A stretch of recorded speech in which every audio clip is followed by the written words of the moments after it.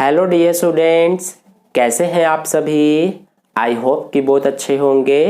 तो इस वीडियो में हम कक्षा 10 का प्रश्नावली 15.1 के क्वेश्चंस को सॉल्व करेंगे। तो देखिए, सबसे पहले क्वेश्चन नंबर 1, इसमें हमसे क्या कहा गया है, निम्नलिखित कथनों को पूरा कीजिए। तो इसमें हमें टोटल 5 पार्ट्स दिए गए हैं। तो फर्स्ट पार्ट में देखिए हमसे क्या कहा गया है, घटना ई की प्रायिकता प्लस घटना ई नहीं की प्रायिकता डैश है। तो इन क्वेश्चंस को करने से पहले मेरा आपसे रिक्वेस्ट है कि इस वीडियो से पहले मैंने इस चैप्टर का एक परिचय वाला वीडियो बनाया था, तो आप उस वीडियो को जरूर देख लेना, क्योंकि उस वीडियो को देखने से आपका इस चैप्टर का बेसिक स्ट्रांग हो जाएगा। और इसके अलावा फर्स्ट क्वेश्चन में जो पांचों पार्ट्स हैं उन सब का आंसर भी आपको उसी वीडियो में मिल जाएगा, और उस वीडियो में मैंने आपको डिटेल में समझाया हुआ है। ठीक है, तो उस वीडियो का लिंक आपको इस वीडियो के डिस्क्रिप्शन में मिल जाएगा। उस लिंक पर क्लिक करके आप परिचय वाला वीडियो देख सकते हैं। ठीक है, तो चलिए अब हम फर्स्ट पार्ट को करते हैं। तो इसमें हमसे पूछा है घटना ई की प्रायिकता प्लस घटना ई नहीं की प्रायिकता डैश है।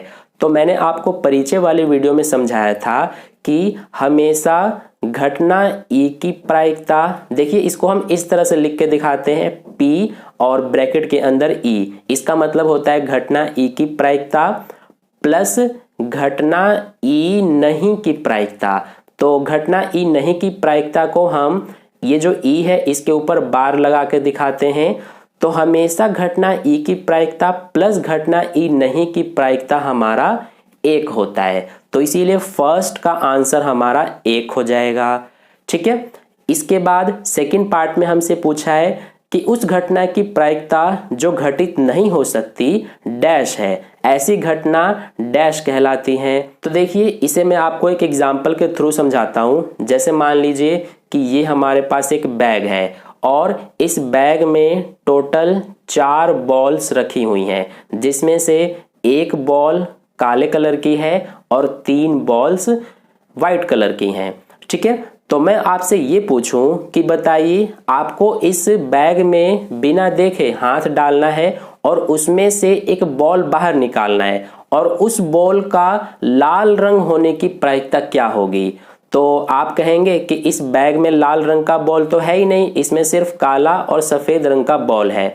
तो इसीलिए अगर हमसे लाल रंग के बॉल होने की प्रायिकता पूछी गई है, तो सबसे पहले हम अनुकूल परिणाम लिखते हैं। तो अनुकूल परिणाम हमारा 0 होगा, क्योंकि इसके अंदर लाल बॉल तो है ही नहीं। तो इसीलिए अनुकूल परिणाम 0 बटे में हम लिखते हैं कुल परिणाम। तो इसमें कुल कितने बॉल्स हैं, 4, तो नीचे आ जाएगा 4। तो 0/4 का मतलब 0 हो गया।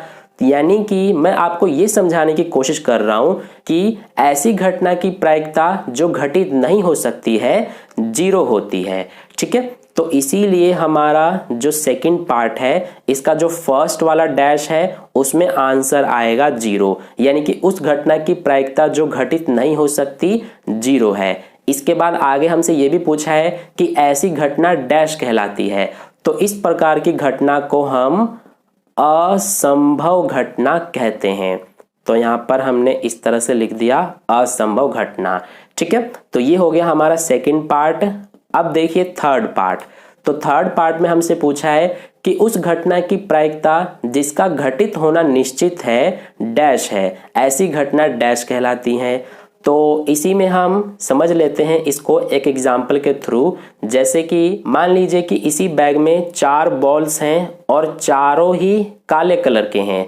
तो मैं आपसे ये पूछूं कि आपको इस बैग में हाथ डालना है और बिना देखे एक बॉल बाहर निकालना है, तो उस बॉल का काले रंग के होने की प्रायिकता क्या होगी। तो आप सोचेंगे कि अगर हम इस बैग में हाथ डालेंगे तो जितनी बार भी बॉल को बाहर निकालेंगे तो हर बार काले कलर का बॉल ही बाहर आएगा, क्योंकि इसमें सारे बॉल्स काले कलर के ही हैं। तो इसीलिए काले रंग के बॉल होने की प्रायिकता क्या हो जाएगा हमारा, सबसे पहले अनुकूल परिणाम लिखेंगे। तो अनुकूल परिणाम 4 हो जाएगा, क्योंकि जो हमें चाहिए वो हमारे 4 हैं, यानी कि 4 बॉल्स काले कलर के हैं। तो ये लिख दिया हमने अनुकूल परिणाम बटे में कुल परिणाम लिखते हैं, तो कुल भी हमारा 4 ही है। तो 4/4 का मतलब 1 होता है। ठीक है, तो इसीलिए उस घटना की प्रायिकता जिसका घटित होना निश्चित है वो हमारा 1 है। ठीक है, यहाँ पर मैंने आपको समझा दिया। यानी कि अगर हम इस बैग में जितनी बार भी हाथ डालेंगे तो हर बार इसमें से काले रंग का बॉल ही बाहर निकल के आएगा, ये निश्चित है। ठीक है, तो इसीलिए हमारा एक हो गया आंसर। और आगे ये भी पूछा है कि ऐसी घटना डैश कहलाती है, तो इस प्रकार की घटना को हम निश्चित घटना कहते हैं। तो यहाँ पर लिख देंगे निश्चित घटना। तो ये हो गया हमारा थर्ड पार्ट। तो डियर स्टूडेंट्स, वीडियो में आगे बढ़ने से पहले मैं आपको बताना चाहूँगा कि अगर आप भी क्लास 10th में हैं और आने वाले 2023 में अपना बोर्ड एग्जाम देने वाले हैं और 95 प्लस मार्क्स लाना चाहते हैं, तो इसके लिए आपको सैंपल क्वेश्चन पेपर्स को जरूर सॉल्व करना चाहिए, क्योंकि इससे आपको ये आइडिया मिलता है कि आपके बोर्ड एग्जाम में क्वेश्चन पेपर किस टाइप का आएगा, किस टाइप का पैटर्न होगा क्वेश्चन पेपर का। इसके अलावा आपकी प्रैक्टिस भी होती है। तो इसीलिए मैं आपके लिए लाया हूँ ओसवाल पब्लिकेशन की ओर से 36 सैंपल क्वेश्चन पेपर्स। इस बुक में आपको English, Hindi A, Hindi B, math, science, social science, हर एक सब्जेक्ट का आपको इसमें सैंपल पेपर मिलेगा विद सॉल्यूशन। और इसमें आप देख सकते हैं कि सीबीएसई ने जो सितंबर में सैंपल क्वेश्चन पेपर रिलीज किया था, वो भी आपको इसमें फुल्ली सॉल्व्ड मिलेगा, यानी कि विद सॉल्यूशन। और इसमें मैं आपको दिखा देता हूं कि जैसे इंग्लिश में आपको ये सारे सैंपल पेपर मिलेंगे, इसी तरह से मैथ्स, हिंदी, साइंस और सोशल साइंस, हर एक सब्जेक्ट का आपको इसमें सैंपल पेपर दिया हुआ है विद सॉल्यूशन। ठीक है, और एक बात और कि जो इसमें मैथ्स, साइंस और सोशल साइंस है, ये तीनों इंग्लिश मीडियम में है। बाकी इंग्लिश तो इंग्लिश में ही रहता है और हिंदी हिंदी में ही रहता है। ठीक है, तो आप इस बुक को परचेज करके अपनी तैयारी को और बेहतरीन कर सकते हैं। तो इस बुक को परचेज करने का लिंक आपको इस वीडियो के डिस्क्रिप्शन में दिया हुआ है, उस लिंक पर क्लिक करके आप इस बुक को परचेज कर सकते हैं और आप अपनी तैयारी को और बेहतरीन कर सकते हैं। अब देखिए फोर्थ पार्ट में क्या पूछा है। तो इसमें पूछा है कि किसी प्रयोग की सभी प्रारंभिक घटनाओं की प्रायिकताओं का योग डैश है। तो देखिए इसको भी एक एग्जाम्पल के थ्रू समझते हैं। जैसे कि हमने एक सिक्का उछाला, तो जब हम सिक्का उछालेंगे तो उसमें से या तो हेड आएगा, यानी कि सिक्के को उछालने पर या तो हेड आएगा या फिर टेल आएगा। तो एक बार जब हमने सिक्के को उछाला तो हेड आने की प्रायिकता क्या होगी, तो आप कहेंगे कि 1/2 होगी। ये कैसे 1/2 होगी, ये मैंने आपको परिचय वाले वीडियो में समझा दिया है। ठीक है, इसी तरह से टेल आने की प्रायिकता भी 1/2 ही होगी। तो हेड आना और टेल आना ये दोनों क्या है, घटनाएं हैं।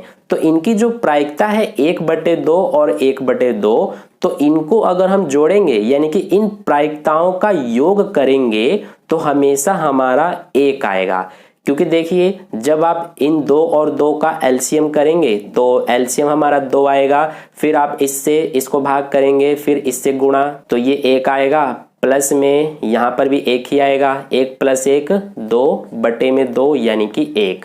तो इसीलिए हमारा फोर्थ का आंसर 1 हो जाएगा, यानी कि किसी प्रयोग की सभी प्रारंभिक घटनाओं की प्रायिकताओं का योग 1 है। अब इसके बाद लास्ट फिफ्थ पार्ट देखिए। तो इसमें हमसे पूछा है कि किसी घटना की प्रायिकता डैश से बड़ी या उसके बराबर होती है तथा डैश से छोटी या उसके बराबर होती है। तो मैंने आपको परिचय वाले वीडियो में बताया था कि कोई से भी हमारी घटना की जो प्रायिकता होती है वो या तो 0 या इसके ऊपर होती है और 1 या इससे नीचे होती है। यानी कि हमेशा हमारा किसी भी घटना की प्रायिकता 0 और 1 के बीच में होती है।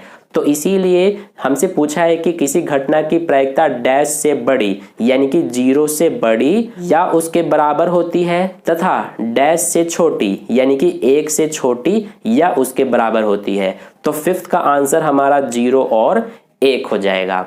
ठीक है, तो इस तरह से हमारा जो फर्स्ट क्वेश्चन है इसके ये पांचों पार्ट्स के आंसर कंप्लीट हो गए।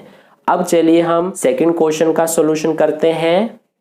तो देखिए सेकंड क्वेश्चन में हमसे क्या कहा गया है कि निम्नलिखित प्रयोगों में से किन किन प्रयोगों के परिणाम समप्रायिक हैं, स्पष्ट कीजिए। तो सबसे पहले आपको इसमें यह समझ में आना चाहिए कि समप्रायिक परिणाम क्या होते हैं। तो ध्यान से सुनना कि ऐसे परिणाम जिनकी प्रायिकता सेम हो तो उन्हें ही हम क्या कहते हैं, समप्रायिक परिणाम। और समप्रायिक परिणाम को हम समसंभावी परिणाम भी कह सकते हैं। इसको मैं आपको एक एग्जांपल के थ्रू समझाता हूं। जैसे कि हमारा एक सिक्का होता है, तो जब हम सिक्के को उछालते हैं तो इसको उछालने पर दो परिणाम आ सकते हैं, या तो हेड आ सकता है या फिर टेल आ सकता है। तो मैं आपसे ये पूछूं कि सिक्के को उछालने पर हेड आने की प्रायिकता क्या होगी, तो आप कहेंगे 1/2 होगी। इसी तरह से टेल आने की प्रायिकता क्या होगी, तो ये भी 1/2 होगी। तो देखिए ये जो परिणाम है दोनों ही हेड और टेल, इनकी प्रायिकता क्या है, सेम है। तो इस तरह के परिणाम को हम क्या कहते हैं, समप्रायिक परिणाम, जिनमें जो प्रायिकताएं हैं वो सेम हो। ठीक है, तो ये होते हैं हमारे समप्रायिक परिणाम। इसके अलावा एक और एग्जांपल ले लेते हैं। जैसे ये हमारा एक बैग है, इसमें टोटल 5 बॉल्स ले लेते हैं। ठीक है, ये हमने 5 बॉल्स ले लिया। इसमें से मान लेते हैं ये 2 बॉल्स काले कलर के हैं और 3 बॉल्स व्हाइट कलर के हैं। तो मैं आपसे ये पूछूं कि बताइए इस बैग में से काले कलर के बॉल होने की प्रायिकता क्या होगी, तो आप कहेंगे कि इसमें सिर्फ 2 ही काले बॉल्स हैं, यानी कि काले बॉल्स की प्रायिकता 2/5 हो जाएगी। और इसमें क्या है, सफेद बॉल्स, तो सफेद बॉल्स की प्रायिकता क्या होगी, सफेद इसमें 3 बॉल्स हैं, यानी कि 3/5 सफेद बॉल्स की प्रायिकता होगी। तो इसमें जो ये परिणाम है, क्या इसमें ये परिणाम जो है इनकी प्रायिकता सेम है, तो ये 2/5 3/5 सेम नहीं है। तो ये जो है ये हमारा समप्रायिक परिणाम नहीं कहा जा सकता। ठीक है, क्योंकि इसमें जो प्रायिकता है वो सेम नहीं है। तो आई होप अब आप समझ गए होंगे कि समप्रायिक परिणाम क्या होते हैं। तो अब हम इसमें जो क्वेश्चंस पूछे गए हैं उनके आंसर बताएंगे। तो देखिए सबसे पहले हम फर्स्ट पार्ट को करते हैं। तो फर्स्ट पार्ट में हमसे पूछा है कि एक ड्राइवर कार चलाने का प्रयत्न करता है, कार चलना प्रारंभ हो जाती है या कार चलना प्रारंभ नहीं होती है। तो ये हमारा क्या ये समप्रायिक परिणाम होगा। तो आप अज्यूम कीजिए कि जैसे कोई भी ड्राइवर होता है, तो जब वो गाड़ी चलाता है यानी कि अपनी कार को जब स्टार्ट करता है तो ज़्यादा चांस होता है कि उसकी कार जो है वो चलने लगती है, यानी कि 95% ये चांस होता है, 90 या फिर 95% कि जब वो कार को स्टार्ट करता है तो कार चलने लग जाती है। सिर्फ 5% या 5 से 10% ही ऐसा चांस होगा कि जब वो कार को स्टार्ट करेगा तो कार नहीं चलेगी। ठीक है, तो इसीलिए इसमें हमारा जो ये आप देख रहे हैं परसेंट, यानी कि इसको जब आप प्रायिकता में बदलेंगे तो प्रायिकता जो है वो सेम नहीं रहेगी। तो इसीलिए ये जो हमें कंडीशन दिया गया है, जो हमें फर्स्ट क्वेश्चन में प्रयोग दिया गया है कि एक ड्राइवर जब कार चलाने का प्रयत्न करता है तो कार चलना प्रारंभ हो जाती है या कार चलना प्रारंभ नहीं होती, तो ये हमारा समप्रायिक परिणाम नहीं है। ठीक है, तो ये हमारा आंसर नहीं होगा। हमें इसमें 4 पार्ट्स दिए गए हैं सेकंड क्वेश्चन में, तो उनमें से हमें बताना है कि कौन कौन से पार्ट में समप्रायिक परिणाम होंगे। ठीक है, तो फर्स्ट पार्ट में हमारा नहीं हो सकता, क्योंकि एक बार दोबारा से समझा देता हूं मैं आपको कि जब भी कोई ड्राइवर अपनी कार को स्टार्ट करता है तो ज्यादा चांस ये होता है कि उसकी कार चलने लग जाती है, और बहुत ही कम चांस होता है, लगभग 5% के आसपास चांस ये होता है कि उसकी कार नहीं चलती। ठीक है, तो इसीलिए ये जो है परसेंट में मैंने लिखा है, अगर आप इसको प्रायिकता में भी बदलेंगे तो प्रायिकता सेम नहीं होगी। तो इसीलिए फर्स्ट हमारा जो है ये समप्रायिक परिणाम नहीं हो सकता। अब देखिए सेकंड को करते हैं हम। तो सेकंड में हमसे क्या कहा है कि एक खिलाड़ी बास्केटबॉल को बास्केट में डालने का प्रयत्न करती है, वह बास्केट में बॉल डाल पाती है या नहीं डाल पाती है।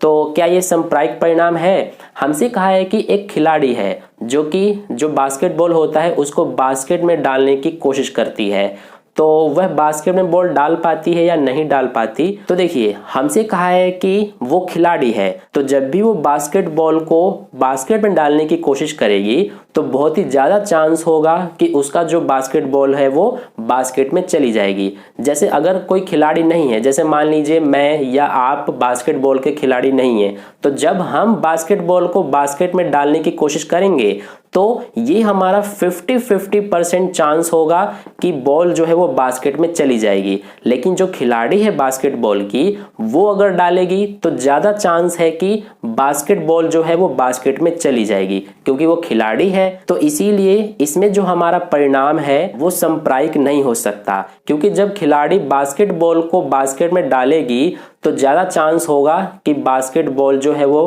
बास्केट में चली जाएगी। मान लीजिए कि 80% चांस ऐसा होगा कि जब खिलाड़ी बॉल को बास्केट में डालेगी तो बॉल बास्केट के अंदर चली जाएगी, और सिर्फ 20% ही ऐसा होगा कि जो बॉल है वो बास्केट में नहीं जाएगी। तो इसीलिए ये भी जो परिणाम है ये सेम नहीं है, यानी कि इनकी प्रायिकता जो है अगर हम इनको प्रायिकता में लिखेंगे तो सेम नहीं आएंगे। तो इसीलिए सेकंड जो है ये भी हमारा समप्रायिक परिणाम नहीं है। अब थर्ड को देखते हैं। तो थर्ड में हमसे पूछा है कि एक सत्य असत्य प्रश्न का अनुमान लगाया जाता है, उत्तर सही है या गलत होगा। तो देखिए इसमें हमसे कहा है कि एक सत्य असत्य प्रश्न का अनुमान लगाया जाता है, तो उत्तर सही होगा या गलत होगा, इसका हमसे पूछा है कि ये समप्रायिक परिणाम होगा कि नहीं। तो ये तो हमारा समप्रायिक परिणाम होगा, क्योंकि सत्य असत्य प्रश्न का सिर्फ अनुमान लगाया जाता है। तो जब हम अनुमान लगाएंगे तो इसमें 50% चांस होगा कि हमारा जो आंसर है वो सही हो जाए, और 50% चांस होगा कि हमारा आंसर जो है वो गलत हो जाए। क्योंकि इसमें हमसे ये नहीं कहा गया है कि कोई विद्यार्थी है, क्योंकि अगर कोई विद्यार्थी होता तो ज़्यादा चांस ये होता कि जब वो अनुमान लगाएगा तो उसका आंसर सही हो जाएगा, लेकिन इसमें किसी विद्यार्थी की बात नहीं की गई है। तो इसीलिए जब अनुमान लगाया जाएगा तो 50% चांस होगा कि वो सही हो जाए अनुमान, और 50% चांस होगा कि वो गलत हो जाए। ठीक है, तो इसीलिए जो हमारा थर्ड है ये हमारा समप्रायिक परिणाम है। तो ये थर्ड हो गया हमारा। आई होप आपको समझ में आ गया कि कैसे समप्रायिक परिणाम है। इसको जब आप ये परसेंट को जब प्रायिकता में चेंज करेंगे तो सेम आएगा। देखिए ये मैं आपको करके दिखाता हूँ। ये 50% हटाते हैं तो नीचे 100 आता है, ये भी 50, यहाँ से भी परसेंट हटाएंगे तो नीचे 100, 0 से 0 कटेगा, 5 एकम 5, 5 दूना 10, 1/2 आ गया, ये भी हमारा 1/2 ही आएगा। तो देखिए दोनों में जो प्रायिकता है वो सेम है, इसीलिए थर्ड हमारा समप्रायिक परिणाम है। अब लास्ट फोर्थ को करते हैं। तो इसमें हमसे पूछा है कि एक बच्चे का जन्म होता है, वह एक लड़का है या एक लड़की है।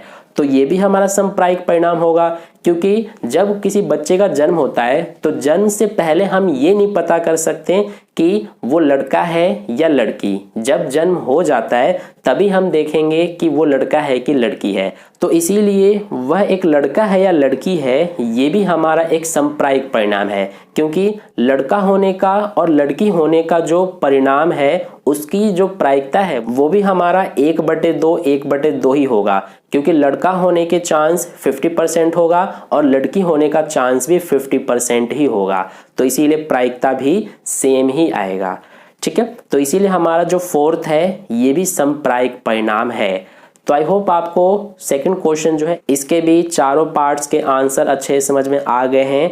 अब चलिए हम थर्ड क्वेश्चन को करते हैं। तो देखिए थर्ड क्वेश्चन में हमसे क्या कहा गया है, फुटबॉल के खेल को प्रारंभ करते समय यह निर्णय लेने के लिए कि कौन सी टीम पहले बॉल लेगी, इसके लिए सिक्का उछालना एक न्याय संगत विधि क्यों माना जाता है। तो इसका आंसर हम कैसे करेंगे, हमसे इसमें ये पूछा है कि जब भी किसी फुटबॉल मैच को शुरू किया जाता है तो उससे पहले ये डिसाइड किया जाता है कि कौन सी टीम पहले बॉल लेगी। तो इस चीज को डिसाइड करने के लिए जो सिक्का होता है उसे उछाला जाता है, उसी से तय होता है कि कौन सी टीम जो है वो बॉल पहले लेगी। तो सिक्का ही क्यों उछाला जाता है यही हमसे पूछा गया है, क्योंकि देखिए जब हम सिक्का उछालते हैं तो जब सिक्का उछालेंगे तो या तो हेड आएगा या फिर टेल आएगा। तो हेड और टेल दोनों आने की जो प्रायिकता है वो हमारा 1/2 ही होगी, यानी कि जो ये परिणाम है ये हमारा क्या है, समप्रायिक परिणाम है। तो इसीलिए हम इसका आंसर ये लिख देंगे। हमसे क्या पूछा है कि जो सिक्का है, सिक्का उछालना न्याय संगत विधि क्यों माना जाता है। तो इसका आंसर लिखेंगे क्योंकि सिक्का उछालने का परिणाम समप्रायिक होता है। यहाँ पर मैंने आपको समझा दिया, तो इसी चीज को यहाँ पर लिख देंगे।